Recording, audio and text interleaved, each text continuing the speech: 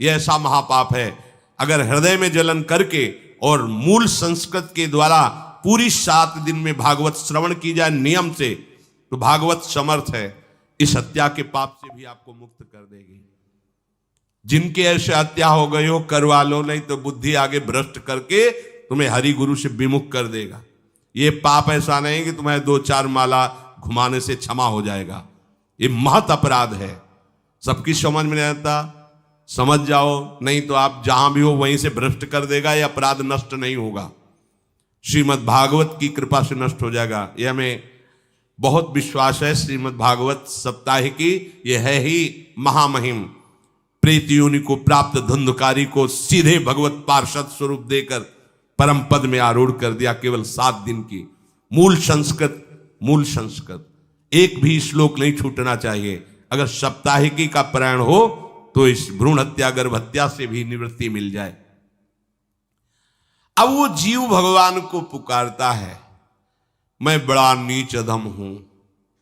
आहा, भगवान आपने जो मुझे गति दिखाई है तो मेरे कर्म के अनुसार ही है, आपका इसमें कोई दोष नहीं। हम लोग जब कष्ट भोगते तो भगवान से कहते हैं हमने तुम्हारा क्या बिगाड़ा। भगवान ने नहीं बिगाड़ा, तू खुद देख क्या बिगाड़ लिया अपना। करो पापाचरण। अब देखो, हमने तो जीवन में कोई पाप नहीं किया और कितने गर्भ हत्या की है, कितनी खिलवाड़ समझे हो।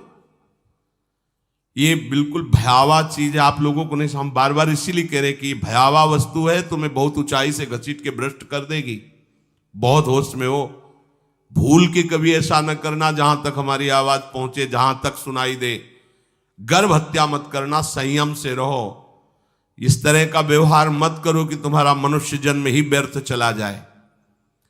इसमें तीनों को बराबर दंड मिलेगा। गर्भ हत्या कराने वाला, गर्भ हत्या की प्रेरणा देने वाला और गर्भ हत्या में सहयोग देने वाला, जो औषधि डॉक्टर या जो भी, तीनों को दुर्गति होगी।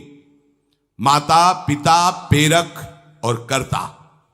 ऐसा नहीं कि आप डॉक्टर हो तो आपको गर्भ हत्या करने का अधिकार नहीं। आप डॉक्टर हो दूसरे के शरीर को स्वस्थ करके निरोग करने के लिए, हत्या करने के लिए नहीं। कोई भी हमारा संविधान ऐसा आदेश नहीं करता कि आप गर्भ हत्या कर दो। ना भागवतिक और ना भारतीय संविधान ऐसा संविधान आदेश नहीं करता। अब वो जीव कह रहा है कि प्रभु मेरे योग्य ही है, आपने जो मुझे दंड दिया है। मैंने सुना है कि आपकी शरण में जो आता है आप उसकी रक्षा कर लेते हैं। आपकी जो शरण में हो जाता है वो इस भूमि पर, भारत भूमि पर, विश्व पर निर्भय विचरण करता है। कोई उसे भय नहीं प्रदान कर सकता। प्रभु, मैं इस माता के उदर में माया का रहस्य न जानने के कारण ऐसे कर्म किए कि मैं आ गया हूं।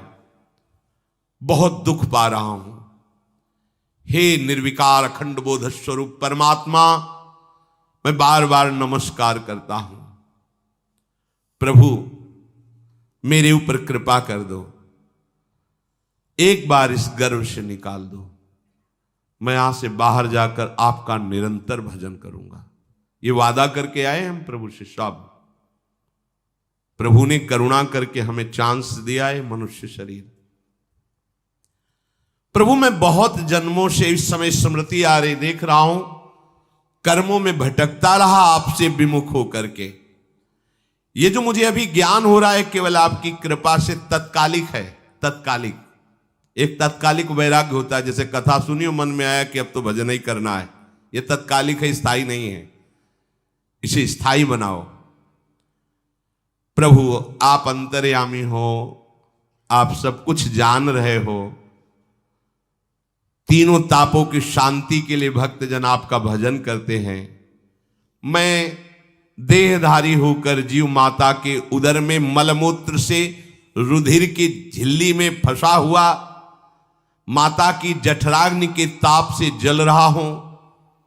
प्रभु, एक एक क्षण में यहां विकल होकर केवल इंतजार कर रहा हूं कि किस समय मुझे यहां से निकाला जाएगा। दीन बंधु, यहां से कब मैं निकलूं।